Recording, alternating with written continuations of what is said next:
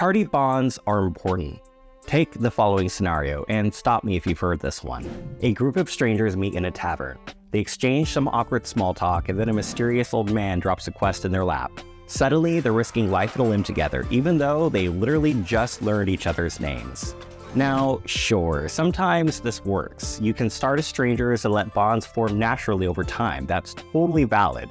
But more often, it's better when characters already have pre-existing relationships, when they've got a shared history, a connection, a reason to stick together when things get hard. Because when you're facing a lich riding an ancient red dragon, things are gonna get hard. I'm Double Crit Fail, and our goal today is to strengthen party bonds and improve roleplay. And it works no matter if you're the game master or player. So what is this magic device? It's called Ford. A dead simple, easy to remember framework to build party chemistry before the dice even hit the table. It comes from a real life strategy and conversation building. It's used in sales, networking, even dating, to help connect people faster and more meaningfully. Each letter represents a topic of conversation, but for us as role players, they represent a bond, a guide to create character backstories that are actually connected. Think of them as relationship templates, built-in emotional glue that holds your party together. So, what does it stand for? Let's break it down. F is for family. Let's start with family, one of the strongest bonds we have in life, and somehow one of the most underused in TTRPGs. Perhaps because so few parents survive character backstories. We can reverse that trend and bring family back to the forefront. Maybe two characters are siblings, maybe it's a parent-child relationship, maybe they're weird distant cousins connected through a cursed bloodline. Family creates a shared history that can date back to birth. And if your characters come from different species, cool, lean in to found family. Maybe your gnome fighter and dragonborn cleric were raised together in the same orphanage or escaped the same cult.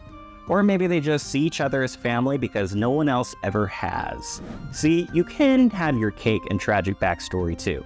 Family can be deep, complicated, funny, messy, just like in real life, and that makes for great roleplay.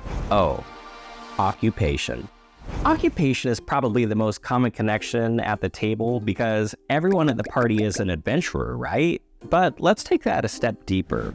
Are two characters in the same mercenary company? Do they serve in the same war? Or are they both members of a secret magical society?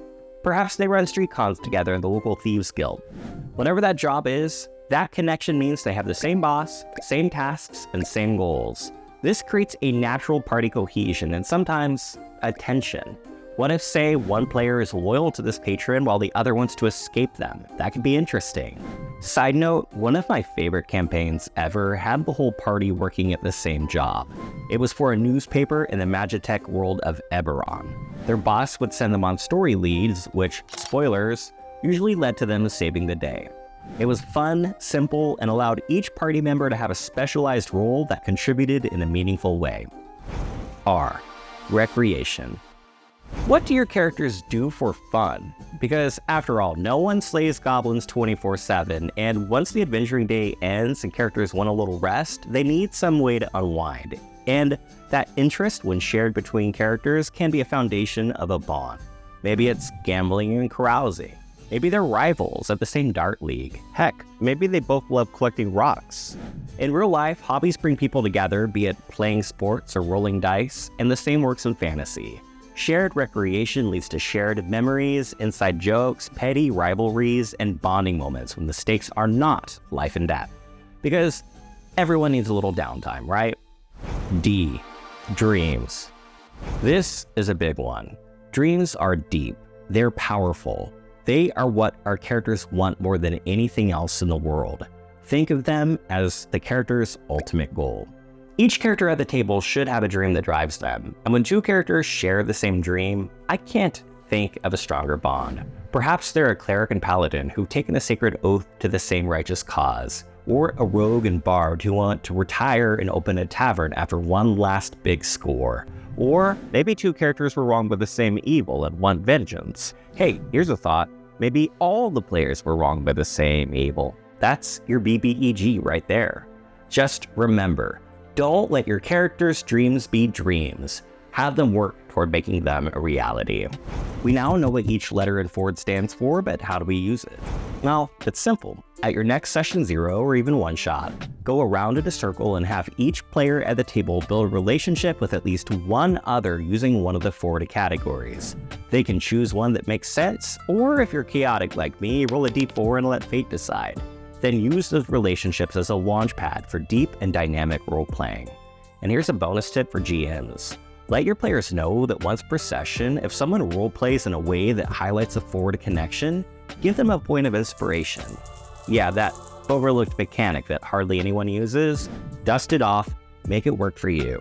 Encourage those bonds. Let people be messy siblings or work buddies with unresolved drama. Reward leaning into relationships and take solace in the fact that you never have to worry about a group of strangers meeting in a tavern again. Unless you want to. And that's the ultimate secret. Ford is a simple framework for building deeper party chemistry and better stories together. It works, it's fast, and it will take your game to the next level. But hey, that's just one strategy. If you have another favorite method for building PC relationships, drop them in the comments because I'd love to hear what works for your group. If this video helped you, please give it a thumbs up and subscribe for more tips, and check out these other videos like this one on building character-driven campaigns. Thanks for watching, and may your day be a critical success.